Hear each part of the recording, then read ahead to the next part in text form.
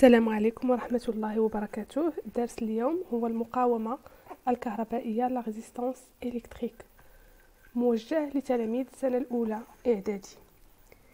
إذا خلال هذا الدرس سنتعرف على مركبة إلكترونية جديدة تسمى الموصل الأومي، والتي نجدها في مختلف الأجهزة الكهربائية.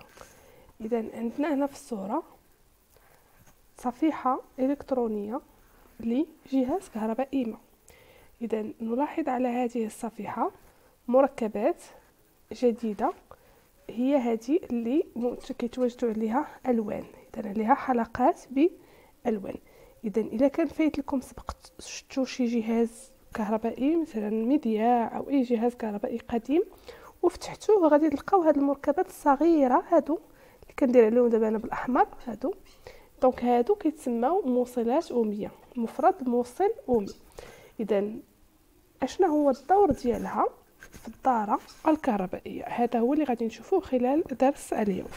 إذا غتاخذوا العنوان المقاومة الكهربائية. هذا الدرس تابع لدرس التيار الكهربائي المستمر، درس جديد، صفحة جديدة. تكتبوا أولا الوضعية الإشكالية، غادي تكتبوا النص دونك الكتابة، ومن بعد غادي تخليو 4 مربعات كبيرة في 4 للوثيقة التي سنلصق للموصل الأومي. إذا صورة سنلصق صورة واضحة لموصل أومي. داكوغ. إذا غادي توقفوا الفيديو فين ما بغيتو باش تكتبوا. إذا أنا سأمر إلى التجربة التي ستمكنني من التعرف على دور الموصل الأومي في الدارة الكهربائية. إذا لكي أتعرف على دور الموصل الأومي يجب إدراجه في الدارة الكهربائية. إذا سأستعين بدارة كهربائية بسيطة، هذه هي تبيانتها. استعمل فيها يعني جينيراتور مولد من فئة 6 فولت، مصباح، وجهاز أمبيرمتر. دور الجهاز الأمبيرمتر هو قياس شدة التيار. إذا كما تلاحظون شدة التيار في هذه الدارة عندي هي 0.E تساوي 0.1 أمبير. من بعد شنو غندير؟ سأدرج في نفس الدارة دون تغيير أي جهاز من الأجهزة المركبة الإلكترونية الجديدة، أي الموصل الأومي. إذا ها هو الموصل الأومي ديالي، هو هذا. إذا هذا الرسم اللي رسمت هنا راه ماشي هو الرمز ديالو، الرمز ديال العنصر الكهربائي، لا، مازال ما تعرفناش عليه. إذا أنا رسمته كما هو، رسمت الالوان ورسمت، من بعد غنتعرفوا على الرمز الصحيح ديالو. هذا راه ماشي الرمز باش نكونوا واضحين. اذا بعد ما درجت هذه المركبه الالكترونيه ماذا لاحظت؟ اذا هنا كتلاحظوا كنت هنا دايره المصباح باللون الاصفر ونشرت ليه باللون الرمادي، يعني ان الاضاءه ضعفت، قلت الاضاءه. بالنسبه لجهاز الامبيرمتر أشار إلى القيمة 0.04، يعني أن شدة التيار تناقصت. إذا شكون السبب؟ هو هذا الجهاز، هذه المركبة الإلكترونية، هو هذا الموصل الأومي. إذا ما هو دور الموصل الأومي؟ شنو دار؟ يعني يضعف شدة التيار. نقول أنه يقاوم مرور التيار الكهربائي، من ثم جات كلمة المقاومة، يقاوم مرور التيار الكهربائي. إذا غترسموا تجربة، ديروا ثانيا كبيرة دور الموصل الأومي. أولا تجربة غترسموا التبيانتين معا، هذه غديروا أحسن تزيدوا هنا واحد إي أ وهنا إي دو، ومن بعد غادي نمروا إلى الملاحظة والاستنتاج. إذا أنا غادي نمر وانتم غادي تردوا الفيديو في البلاصة فين بغيتو باش تكتبوا على خاطركم على حسب الريتم ديالكم. إذا الملاحظات اللي عندي بعد إضافة الموصل الأومي على التوالي في الدارة، إذا دائما أتكلم على التوالي. إذا لاحظت ما يلي. إذا الملاحظة الأولى هي أن إضاءة المصباح نقصت. إذا تنقص إضاءة المصباح، تنخفض شدة التيار. إذا هادشي اللي قلنا. إذا ماذا استنتجنا أن إضافة الموصل الأومي أدت إلى انخفاض شدة التيار. إذا نقول أنه يقاوم مرور التيار الكهربائي. إذا السؤال اللي كيتطرح دابا هو واش جميع الأجهزة جميع الموصلات الأومية لها نفس التأثير على المصابيح، يعني بنفس الطريقه كلشي غادي ينقص لي مثلا هذه القيمه اللي كانت عندي الى 0.04. داكوغ. اذا غادي ندوزو لواحد التجربه، ها هي من خلالها غادي نتعرفوا على الدور ديال الموصل الامي اولا. دونك هنا راه بحال لا حنا في القسم، اذا كتبان لكم ها هي التبيانه ديالنا، ها هي التجربه داكوغ. كيبانوا لكم شنو فيها. دونك مثلا هنا هانتوما كتشوفوا عندي هذا الجهاز المتعدد الاستعمالات، عندي هنايا الجهاز ديالي المولد، عندي قاطع تيار، وعندي مصباح، يعني دارة كهربائية بسيطة فقط أضفت إليها هذا الجهاز. إذا هنا اش مستعملينه كنشوفوا هنا فين داخل عندي المداخل ديالو، عندي الميلي أمبير وكوم، يعني مستعملة كجهاز أمبير متر. ها هو العيار 2 داكوغ. إذا غادي نشغل الدارة ديالي باش نشوف شحال كتساوي شدة التيار.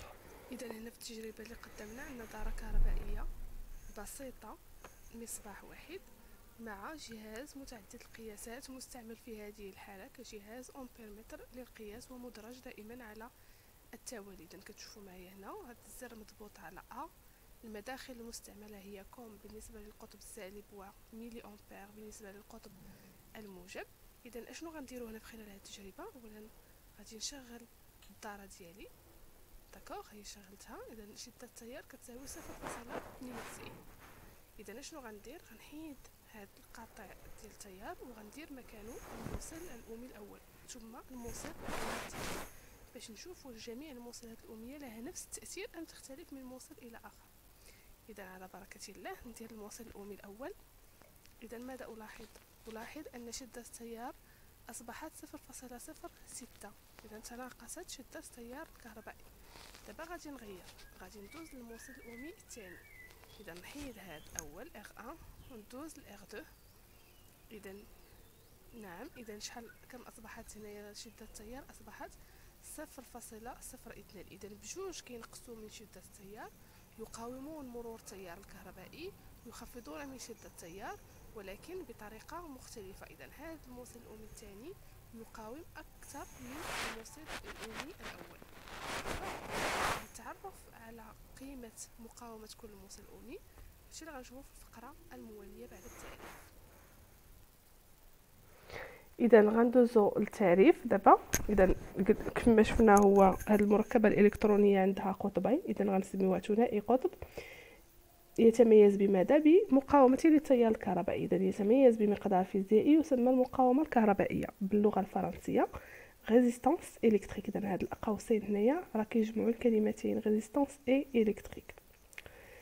الرمز اذا كنرمزوا لها بالحرف ار. لا ريزيستانس كنقولوا ار، وحدتها في النظام العالمي هي الاوم داكوغ. اذا كيف ما شفنا في هذه التجربه كل موصل اومي عنده المقاومه ديالو، ار ديالو شحال كتساوي. الوحده كنكتبوا العدد ار تساوي كذا وكذا، عدد مثلا 10 20 ألف مليون. وشنو هي الوحده؟ هي الاوم. هاد الاوم باش كنرمزوا ليها ماشي باو، لا كنرمزوا ليها بواحد الحرف لاتيني جديد عليكم كيتكتب على هاد الطريقه، ها هو كيتسمى اوميغا. هاد الحرف اوميغا داكوغ.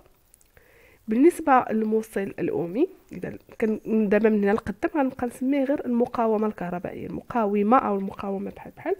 اذا كنرمزوا ليه بواحد المستطيل، ها هو، وكندير هنا كنكتب اخ الوسط. نقدروا نخليوه هكذايا خاوي، ولكن هنا غادي نبقاو نديرو دائما المستطيل ديالنا بجوج صحاح، ونديرو هنا لداخل اغ على الانتيريور داكوغ. اذا خذوا التعريف، درنا ثانيا ملاحظه واستنتاج، ثالثا تعريف. دابا غادي نمروا لكيفيه تحديد هذه المقاومه، كيفاش غادي نحدد مقاومه موصل اومي. اذا غندير ثالثا كبيره، تحديد قياس وتحديد مقاومه موصل اومي. اذا قلت قياس وتحديد، نعم، لان عندي جوج طرق، يا اما كنقيسها بواسطه جهاز او كنحددها. اذا غنبداو بالقياس. اذا استعمال الاوم متر، يا اما كنكتب اوم متر او كنكتب اوم متر. هنا غندير حرف الميم جوج المرات بحال كتابتين صحيحتين. اذا هنا كنشرح كيفاش كنربط. اذا غادي نشرحها لكم انا في الصوره باش تكون واضحه. اذا ها هما مثلا هنا هذا مثال ديال جهاز متعدد القياسات. غادي نضبط هذا الزر فين كاين الحرف اوميغا، يعني كنستعملو كجهاز اوم متر. سبق لينا وشفناه هنا في ا، سبق لنا وشفناه في في، يعني كأمبير متر وكفولت متر. دابا غندوزو نشوفوه كأوم متر. المداخل اذا دائما كوم بالنسبه للقطب سالب، هنا راه الاقطاب بحال بحال، اذا غندير كوم وغندير هذا اللي هنايا كتبان لكم هنايا الحرف اوميغا. داكوغ، اذا هادو بجوج، وكنختار العيار المناسب. بطبيعه الحال غنبقى نبدل هنا في العيار حتى غتبان لي القيمه هنايا، واقرا مباشره على الشاشه. اذا هذه طريقه القياس باستعمال جهاز الأومتر. لنفترض اني ما عنديش جهاز أومتر او بغيت نستعمل طريقه اخرى، اذا كنستعمل الالوان الموجوده على المقاومه. اذا هذا كيتسمى الترقيم العالمي، يعني هذاك الترقيم، هذوك الالوان راها عالميه، كنتي في المغرب، كنتي فين ما كنتي في اوروبا، او راه نفس اللون كيعطي نفس الرقم. اذا كل لون حلقه كيقابلوا رقم. داكوغ، ها هو الموصل الأومي ديالي. اذا هنا كاين خطوات اللي خصني نتبع بالاضافه الى معرفه كل رقم بالنسبه لاي لون. مثلا ها هو الجدول اللي كيعطيني هنايا الارقام، غادي ننزل لكم انا باش يبان لكم الجدول بشكل اكثر وضوح. اذا كنبدا من اللون الاسود حتى الابيض. اذا الاسود، اذا لقيت الاسود مثلا الاسود الرقم ديالو 0، البني رقمه 1، الاحمر رقمه 2، وهكذا. ولكن هنايا فين كاينه الصعوبه هي انني فاش غنحفظ الترتيب ديال الالوان. اذا لتجاوز هذه الصعوبه يمكن لكم تستعنوا بالجمله التاليه: Ne mangez rien ou jeûnez, voilà bien votre grande bêtise.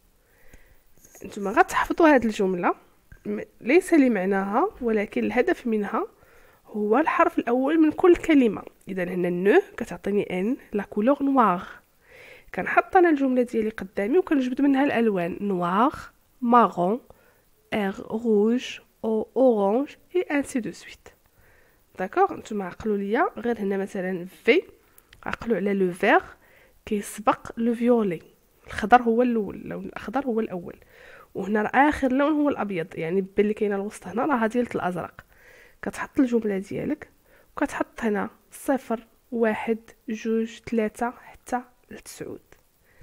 واخا دابا انا عرفت الالوان المقابله، الارقام عفوا المقابله لكل لون، كيفاش غنستعملها؟ اذا الطريقه كالاتي.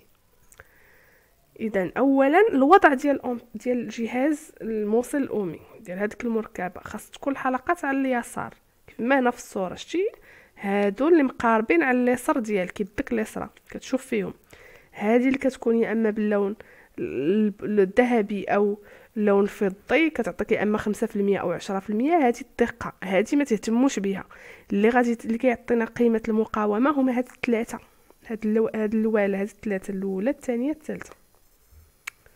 اذا انا حطيت الموصل الأومي، الحلقات على اليسار. كنبدا الحلقه الاولى كتعطيني الرقم الاول، تبعوا معايا بشويه. الحلقه الاولى الرقم الاول. الحلقه الثانيه دائما رانا غاديه من اليسار لليمين. الحلقه الثانيه من اليسار الرقم الثاني، كتبت الرقم الاول داكوغ، غادي نجي ندوز نكتب الرقم الثاني. بقات لي الحلقه الثالثه. الحلقه الثالثه كتعطيني عدد الاصفار. مثلا لقيت الابيض، الحلقه الثالثه كانت بالابيض، شحال من صفر؟ الابيض راه هو الاخر، الرقم الاخر هو 9، اذا 9 الاصفار. الرقم الاول نواغ 0، لقيتها سوداء يعني عدد الاصفار 0، ما نكتب حتى 0. حنا غنشوفوا المثال باش نحددوا بطريقه اكثر وضوح. اذا غنبداو بالمثال الاول على الرقم الاول الثاني الثالث، هاد الدقه. اذا اش كنكتب؟ نو، تبعوا معايا بصبعانكم، مونجي غيان. دونك لو روج عنده الرقم 2، اذا غنكتب هنا 2، الرقم الثاني 2، الاسود عدد الاصفار 0، ما نكتب حتى 0. اذا المقاومه ديالي شحال كتساوي؟ هي 22 اوم. ما كنقولش 22 اوميغا، 22 اوم. داكوغ، ها المثال الاول دزناه. ندوز للمثال الثاني بنفس الطريقه. ها هو مارون عنده 1، نكتب 1. الاسود عنده 0، نكتب 0. هنا ما جانيش الاسود هو الاخر، جاني هو الثاني، وبالتالي غنكتب الرقم ديالو. الاحمر عنده 3، يعني 10 أس 3، 3 الاصفار. شوفوا كيفاش غنكتبها. ها 1 ديال المارون، ها 0 ديال النوار، ها 3 د الاصفار، هي 10 كيلو اوم. اذا نتمنى ان هذا الدرس يكون واضح. باش نزيدو نتعرفوا كيفاش نحددوا المقاومه غادي نشوفوها في التمارين. اذا بالنسبه للسلسله السابقه ما حطيتش التصحيح ديالها لانني لم اتوصل باي اجابه. المرجو السهر